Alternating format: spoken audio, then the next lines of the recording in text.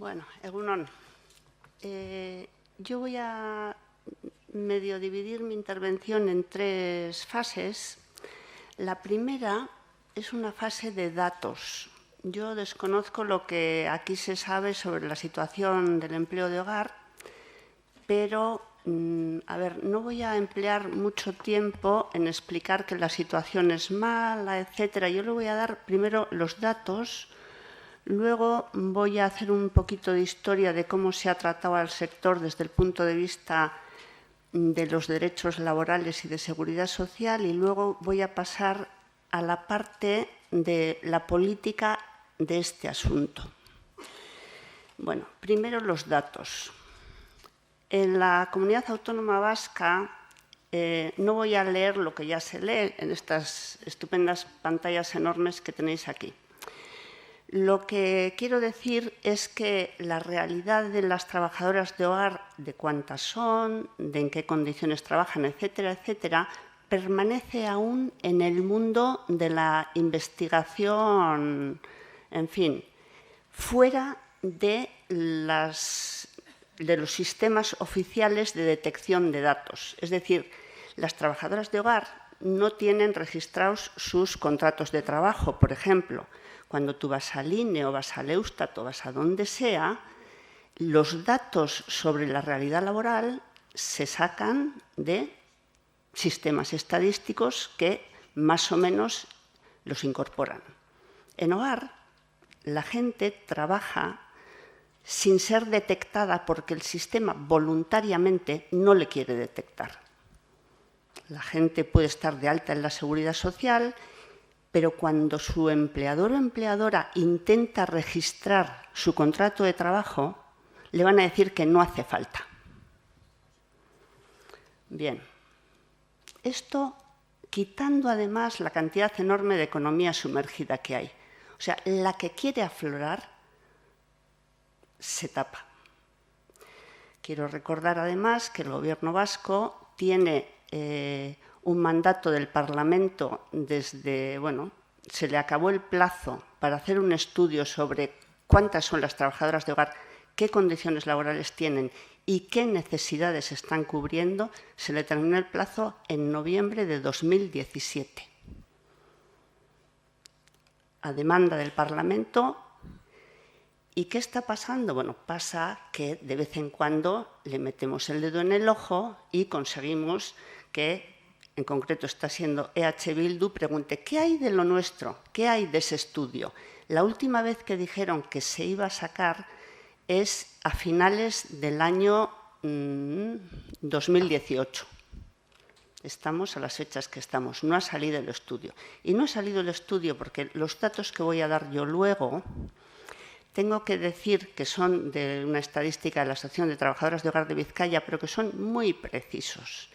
Y sé que son precisos porque ha habido dos estudios. En el año 2011, uno, que es este, que luego es un estudio del Gobierno vasco, de mayo de 2011, y otro estudio de, no me acuerdo qué fecha, del 2005, y los datos que daban eran clavados a los nuestros, porque es que esto no tiene ni trampa ni cartón. Los datos que voy a dar son sobre la muestra de personas que vienen a la asesoría y que te dicen toda la verdad sobre su situación. ¿Por qué? Porque luego la vas a volver materia de reclamación. O sea, alguien no te puede decir trabajo 80 horas si está trabajando 40 o gano 900 euros si está trabajando, porque todo eso luego se lleva a la parte contraria. Esto para explicar que los datos son fiables. Bien. Otra cuestión de la que habrá que hablar también es, el de para quién trabajan. Este es el estudio del Gobierno vasco. Hay algo que me interesa mucho reflejar aquí, y es que si veis, hay una parte no despreciable de lo que se clasifica como clase media-baja que tiene trabajadora de hogar. Tiene trabajadora de hogar porque necesita cuidar a una persona dentro de la casa. No es para que se le planchen las camisas. Para que se le planchen las camisas son estos, además de para cuidar a sus personas de la familia. Esto quedaos con este dato, porque es muy importante para pensar en las soluciones y en la causa de los problemas. Bueno, la distribución de las empleadas de hogar en la comunidad autónoma. Bueno, antes quiero decir, porque creo que en esta presentación no lo tengo, y es que hay una cifra del INE, de la encuesta de presupuestos familiares, que dice que el 24% de las personas pensionistas contratan empleo de hogar. ¿Y por qué contratan empleo de hogar? Pues tampoco para que les planchen las camisas. Es que las personas de una edad en adelante necesitan apoyo en las tareas domésticas. Entonces, bueno, lo recuerdo también a efecto de las soluciones, un 24%. Luego, la distribución de las empleadas de hogar en la comunidad autónoma. Todo esto es, como se ve aquí, el estudio del Gobierno vasco. Este dato me interesa que aparezca también porque hay una versión un poco distorsionada de cuál es el campo, quiénes son las trabajadoras de hogar. Las trabajadoras de hogar internas, en el 90 y pico % de los casos, son mujeres migrantes. Pero, estos datos son estimaciones, pero probablemente están muy cerca de la verdad. Las trabajadoras externas autóctonas son un 63%. Y esto, bueno, pues gracias al Gobierno de Urkullu, lo digo yo y os lo tenéis que creer, porque no tenemos posibilidad de... Creo que, de todas formas, en interna y autóctona esto está equivocado. Yo esto no me lo creo. Si algo conocemos como asociación muy bien es el trabajo interno. ¿Por qué? Porque la gente viene cuando se le mueren las personas que están cuidando y cambian mucho de empleo. Y prácticamente vienen trabajadoras autóctonas internas, pero muy pocas. ¿Qué pasa? Que las externas autóctonas vienen poquito porque están casi todas a tiempo parcial y casi todas tienen un empleo que no es el sostén fundamental de su familia. Entonces tienen una actitud hacia su empleo que no es ni de lejos la actitud que tienen estas personas, que viven de su trabajo como trabajadoras de hogar. Y eso les plantea una situación de demandas, etcétera, distinta. Esta es mi interpretación de lo que ocurre. Bien, ¿a quién cuidan las internas? Muy importante. La mayoría de las personas que cuidan las internas son mujeres. Y tampoco no tengo ninguna necesidad de explicar el por qué. Las mujeres vivimos muchísimo más y tenemos muchas más situaciones de precariedad, de salud. Y además, como vivimos más, pues no tenemos un marido que nos atienda normalmente. Ellos se mueren acompañados, ellas se mueren, bueno, pues depende cuántos familiares les queden, y muchas veces de la mano de la trabajadora de hogar. Bien, responsabilidad de las trabajadoras de hogar en el cuidado, pues también. En la encuesta del Gobierno vasco, cuando hay trabajadora de hogar, en una tercera parte de los casos es la única responsable de la persona en situación de dependencia. Y nuestra encuesta dice, bueno, lo que dice ahí, el 88% de las internas vive sola con la persona atendida. También hay que retener esto para recordar, bueno, cuál es el sistema de convivencia y de habitación que nos hemos dado como sociedad. Viven solas con la persona atendida, el 88% de las internas. Y luego, bueno, de paso, ¿no? El 73% trabaja más de 60 horas semanales, más de la mitad trabaja más de 70 horas a la semana. Descanso diario para salir, pues estamos dando nombre y cifras a la precariedad, a la vulnerabilidad. Esto es lo que hay. Bueno, pues hay un 28,40 que no puede salir nada en todo el día. Y ese nada en todo el día es que están cuidando personas en situación de dependencia a quienes nadie más iría a atender. Y aquí hay cosas que son responsabilidad de las instituciones y del Gobierno y otras cosas que son responsabilidad de todas las personas individuales que contratan empleo de hogar.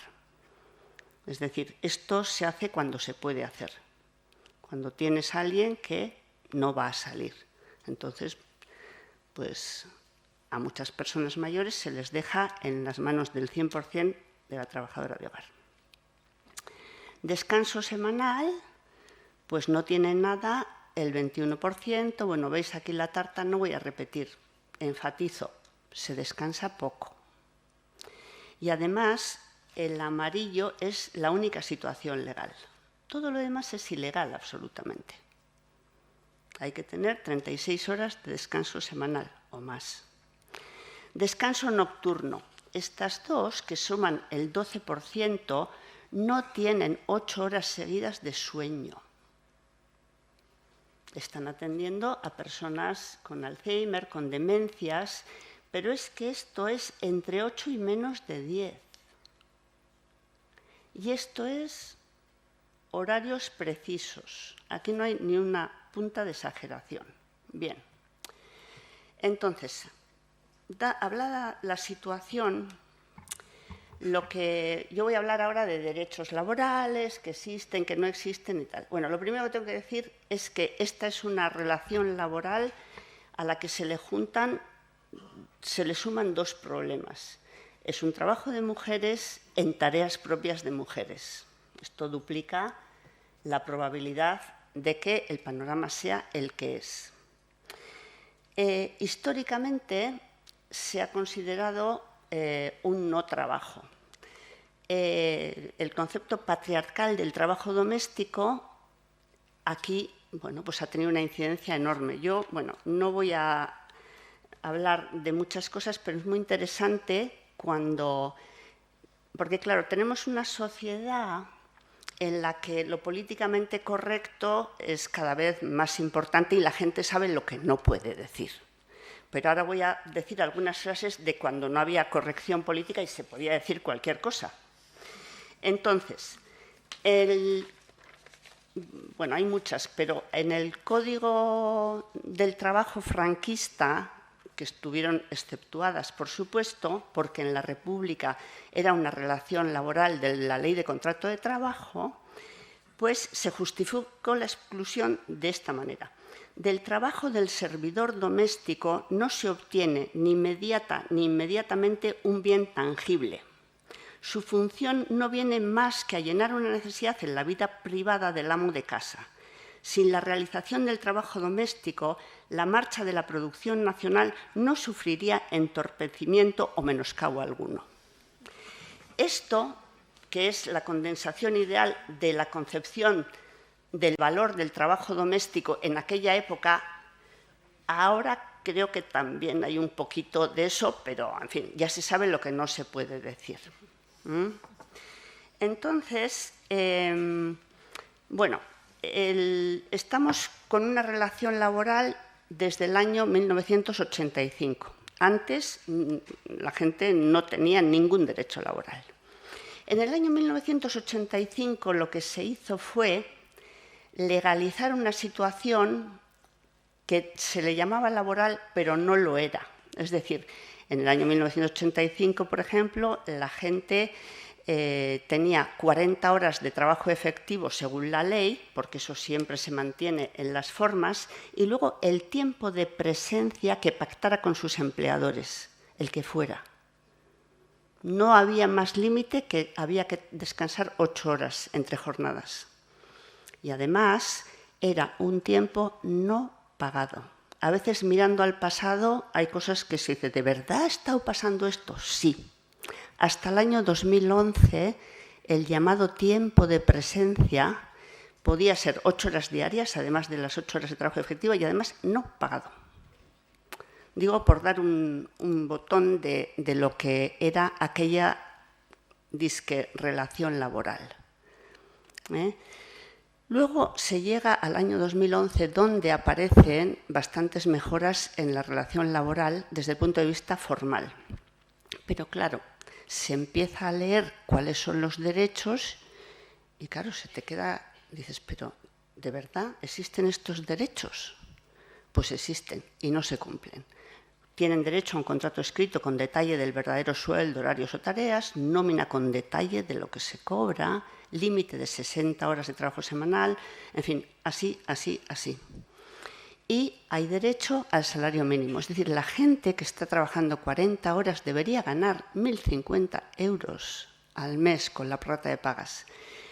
Pero quien estuviera trabajando 60 horas, que ya hemos dicho que trabajan el 70%, deberían ganar 1.660, incluidas las pagas.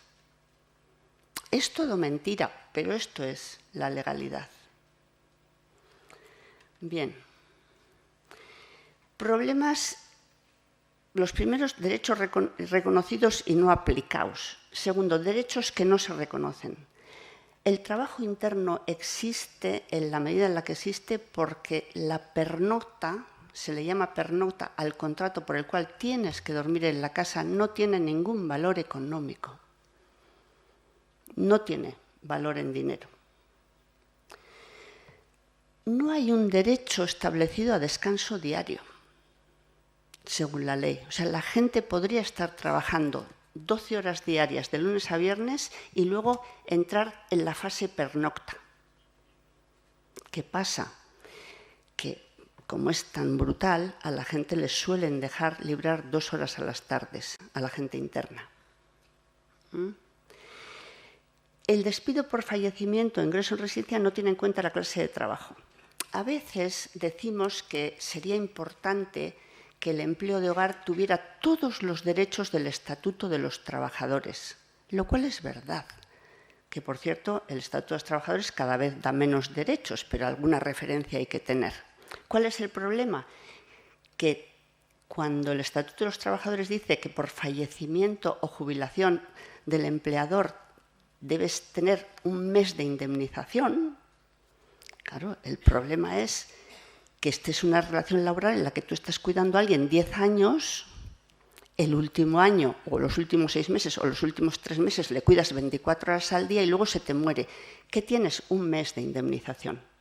Es decir, la equiparación al estatuto en algunas cosas es totalmente descabellada, pero nosotras recibimos trabajadoras que vienen en una expectativa. Se me ha muerto la anciana que cuido, porque suelen ser ancianas, ya lo hemos visto, que me toca, dices, Lups, un mes. ¿Cómo? No eran 20 días por año, no eran 12 días por año, no, si se ha muerto es un mes. Se te está aplicando el estatuto, hermana. Equiparación. Luego hay una indemnización por desistimiento y una institución por la cual a una persona se le puede despedir de la noche a la mañana con una indemnización bastante más baja que los 20 días por año, dependiendo de su antigüedad, son 7 o 12, en fin, no me extenderé mucho porque quiero contar más cosas. Luego está el tema de las vacaciones de un mes por año. En el derecho laboral habitual de las personas que son de Munguía y trabajan en Bilbao, pues es muy correcto que las vacaciones sean de un mes por año. Pero cuando tú eres de Bolivia, pues un mes por año se te queda muy cortito porque el billete vale mucho. Entonces, este derecho laboral eurocéntrico y protector no permite a la gente acumular sus vacaciones, que es lo que quiere la mayoría de las trabajadoras migrantes, por supuesto. Entonces, bueno, daría para un rato esto. Pero es que quienes juzgan tienen las vacaciones súper garantizadas, como todas sabemos. Y luego no hay medidas de salud laboral. Esto es un tema que en el lugar donde vivimos es sangrante. El Parlamento Vasco, porque lo hemos movido mucho, le ha exigido a Osalan que controle las condiciones de trabajo. Osalan se niega y además se le exigió que hiciera una guía y la guía es patética, no hay mejores palabras para definirla. Están excluidas de la Ley de Prevención de Riesgos Laborales, que es una competencia estatal, en efecto, pero, en fin, aquí Osalan podría hacer una buena formación y unas buenas guías de riesgos laborales y contarles a los empleadores qué tienen que hacer. ¿Qué pasa? Hay muchísimos accidentes en el empleo de hogar. Y otra de las peleas que tenemos es que Osakidetza, cuando le va a alguien, o sea, nosotras vemos partes de baja de persona que dice, refiere que moviendo a la persona a la que cuida, que es muy corpulenta, ha tenido un desgarro, ha tenido una torcedura, tal. Contingencia común. Hay una comparecencia en el Parlamento del ex consejero, que ahora además nunca me acuerdo de su nombre. Bueno, aquel, el anterior a este, que dijo que no era asunto de ellos calificar las contingencias. Porque otra cosa que pasa en hogar, y como no tengo mucho tiempo para chascarrillos, es que tú puedes oír cualquier explicación absurda de cualquier cosa, lo cual denota la falta de respeto al sector. O sea, de verdad, justificaciones inauditas. Están hablando para tontas, por lo que se ve. Bien, no sé cómo voy de tiempo, entonces, ¿qué me falta? Mal, ¿verdad? Pues entonces voy a hacer una cosa. Voy a pasar, tenía una comparación con el estatuto, pero bueno, me vais a creer que es una comparación que indica que hay muchos menos derechos y que alguno de los que hay más valiera adecuarlo al sector. Por ejemplo, el de la muerte de la parte empleadora. No puedo dejar de decir que la ley de igualdad, y esto también pasa en hogar, o sea, tú puedes hacer una ley de igualdad, la del 2007, que es una ley estatal, puedes hacer una ley en la que no se mencione ninguna mejora ni ningún cambio para el empleo de hogar, el único sector en el que prácticamente todas son mujeres. O sea, esta es una relación laboral que es broma que es una relación laboral, todavía no ha entrado. Entonces, no protege la maternidad de las trabajadoras de hogar. A las trabajadoras de hogar les despiden muchísimas veces por embarazo y entonces lo primero que les ocurre es que dejan de estar en situación de alta en la seguridad social para luego cobrar su prestación de maternidad.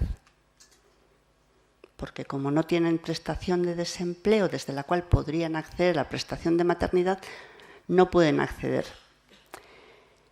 No pueden la mayoría. Si tú tienes una asesoría que se va a pelear esa alta con la parte empleadora haciendo trampas, puedes acabar cobrando la prestación, pero de suyo no. Bien, bueno, pues las trabajadoras de hogar lo que les ocurre es que cuando les despiden no tienen derecho a la readmisión y entonces es por lo que se quedan en la calle. Bueno, pues el despido al menos es un poquito más caro. Son 33 días en vez de 20 de indemnización. ¿Pero cuál es el problema? Que les... creí que me habías pasado para... Pero vamos justas. Bueno, quiero decir que no... Se me ha ido la... Bueno, en el despido, como no hay readmisión, volvemos a no estar de alta. Y entonces, si le llaman despido, tienen 33 días por año. Pero si le llaman desistimiento, todavía no se ha conseguido que a una trabajadora de hogar embarazada que se le despide con un desistimiento se considere que ahí hay un despido nulo e indemnizable. Te puedes ir con tus 12 días y tu embarazo y tu falta de alta en la seguridad social. Bueno, tengo mucho interés en explicar lo que está pasando en la seguridad social de las trabajadoras de hogar porque es una campaña que en este momento está llevando adelante la ATH. Seré rápida. La seguridad social anterior a la actual, que inicia el 1 de enero del 2012, es un sistema de seguridad social que en realidad lo que buscaba era expulsarles del sistema, no las quería incorporar. Y entonces menos de 18 horas no podías estar.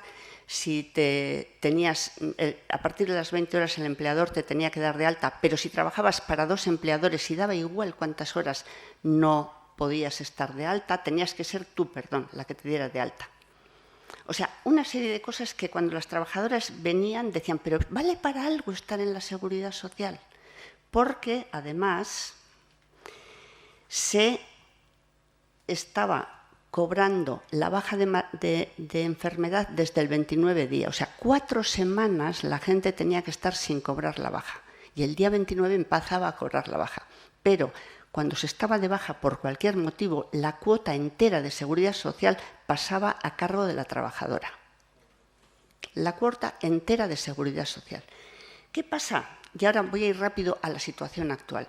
Es que, por lo que cuento, las trabajadoras de hogar en la seguridad social son unas recién llegadas y tienen, por un lado, un poco ellas mismas la actitud de recién llegadas, sus empleadores ni qué decir, y el sistema ni qué decir.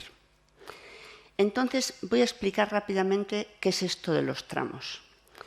A ver, cuando en la época Zapatero se les quita el régimen especial y se les pasa al régimen actual de seguridad social del empleo de hogar, se dice que se les ha integrado en el régimen general, sin desempleo, sin cotización de salarios reales y sin la llamada cobertura de vacíos. Es decir, la manera de calcular sus pensiones es peor que en el régimen general.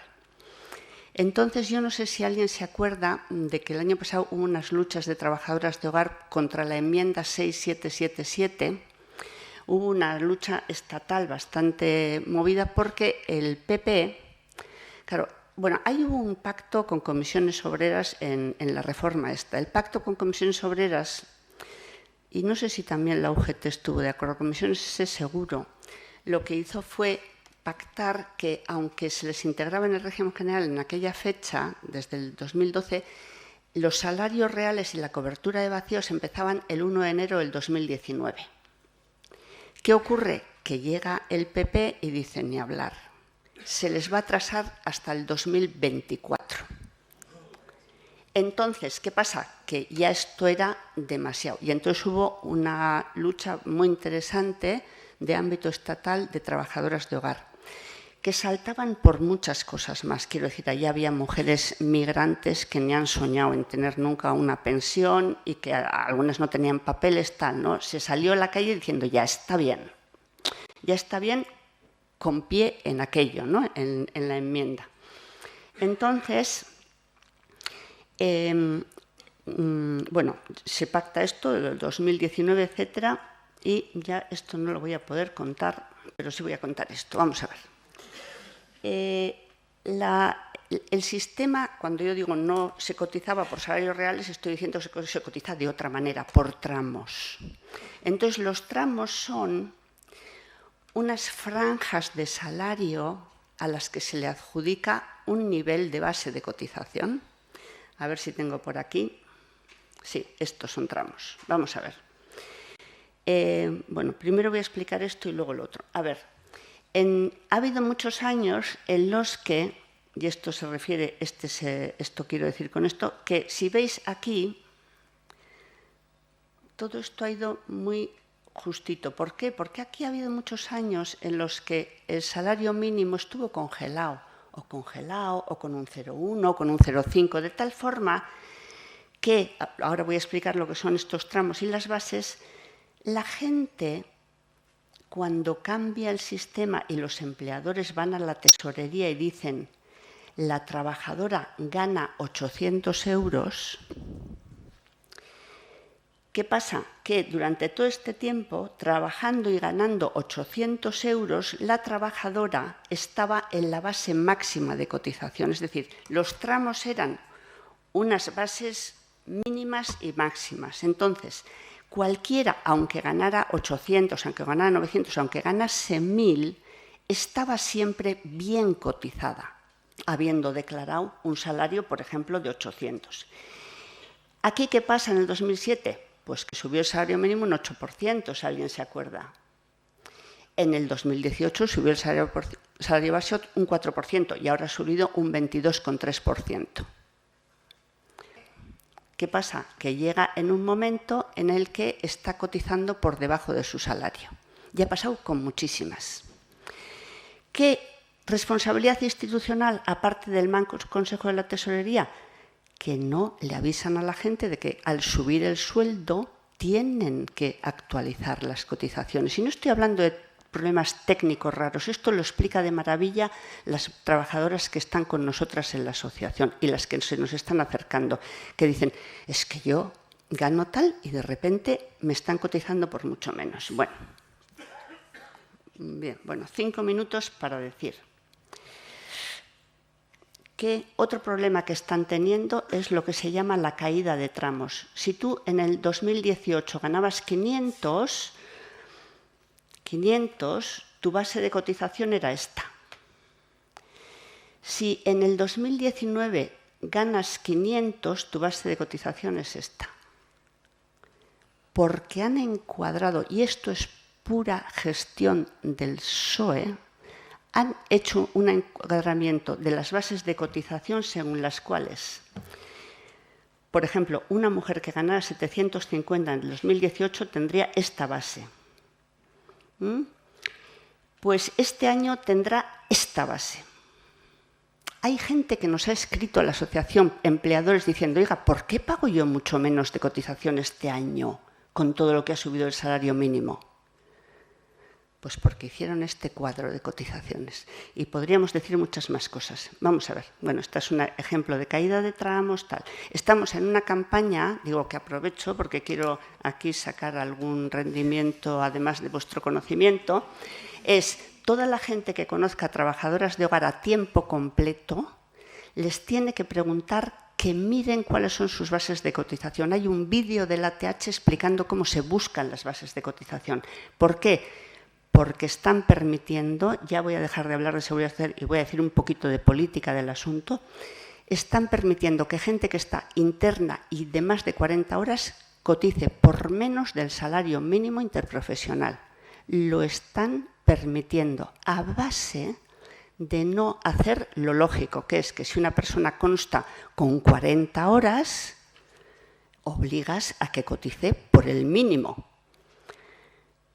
De esto sé un poco de cómo funciona en el régimen general. En el régimen general jamás se admitiría una cotización de una persona a tiempo completo con menos del salario mínimo. El sistema chirría y devuelven la liquidación, no te dejan. En hogar están yendo por debajo del salario mínimo. Y cuando va alguien a quejarse a la tesorería dicen, es culpa de que los empleadores no han actualizado. Bien, política del asunto. Primero, yo creo que hay que tener muy claro, digo, estas son comparaciones de condiciones de trabajo, tal. Hay que estar todo el rato con una cosa en la cabeza, y es que el empleo de hogar sin derechos es una fórmula de ahorro de gasto social. Esto no hace falta ser muy perspicaz para comprenderlo.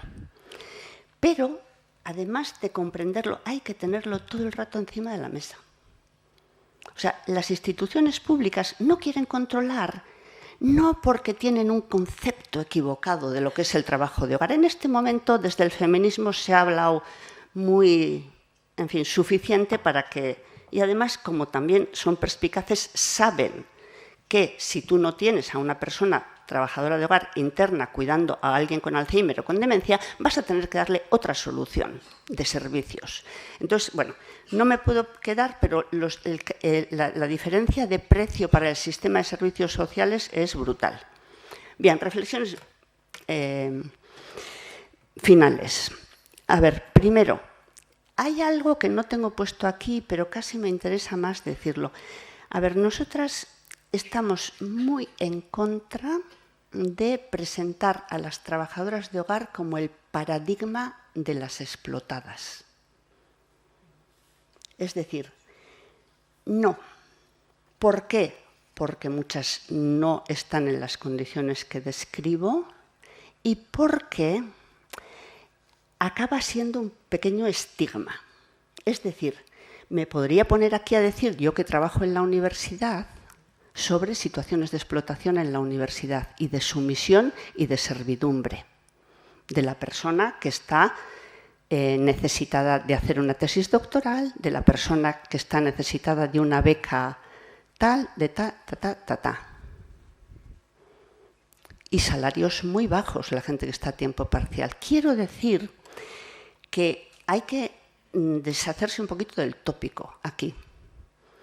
El otro día había una fotografía, y no voy a hablar de empleo de hogar, pero tiene que ver con los estereotipos, con los estigmas. Había y además la gente lo hace, los medios de comunicación lo hacen, y a lo mejor un sindicato lo puede hacer pensando que está haciendo un favor. ¡Qué horror! Unos hombres negociando en una mesa y enfrente las mujeres barriendo el suelo. A ver, cuando leí la noticia dije, ¿qué le pasa a lo de barrer el suelo? Nada. A barrer el suelo le puede pasar que sea con un sueldo bajo. Vete ahí. No ellos hablan y ellas barren. Quiero decir que hay una sobrecarga y en hogar igual. Nosotras tenemos trabajadoras de hogar que son autóctonas, que tienen trayectorias largas de vida laboral en hogar y que tienen una queja muy precisa, sus futuras pensiones. No ganan mal, tienen unos horarios prudentes. Quiero decir que el lote ese en el que tienes trabajadora de hogar y tienes en la frente el estigma, hay que acabar con eso. Yo podía haber, y ya siento que me estoy enrollando, haber hablado mucho más de problemas, pero como Asociación de Trabajadoras de Hogar de Vizcaya decimos, hable usted de problemas y derechos pendientes. Deje de calificar, porque a veces se va a equivocar además. Y además a la gente no se le puede devolver esa imagen de sí misma, es mi opinión. Bueno, segundo, la relación laboral de hogar no tiene futuro. Por eso esta presentación ponía en interrogaciones lo de justicia para las trabajadoras de hogar. Vamos a ver, nosotras decimos todo el rato, todos los derechos para las trabajadoras de hogar y cuidados, pero os podría poner muchos ejemplos en los que esa manera de relación laboral no puede aspirar a tener todos los derechos. No, porque si estás cuidando a una persona con demencia y tú misma acabas de parir una criatura y quieres una reducción de jornada de 2 horas, ¿cómo hacemos? Eso y muchos otros ejemplos. La estructura de relación laboral en la que yo te contrato a ti y dependemos mutuamente la una de la otra, solo que soy yo la que pago y entonces te hago la vida imposible cuando quieres ejercer derechos y además si no te pongo en la calle, pues es que tiene en sí misma el problema de que tiene una limitación para llegar a ser una relación laboral con todos los derechos, porque es que la manera de cuidar no puede ser esa. Y bueno, lo otro, como creo que me he pasado de los 5 minutos, pues solamente que bueno, eso es todo.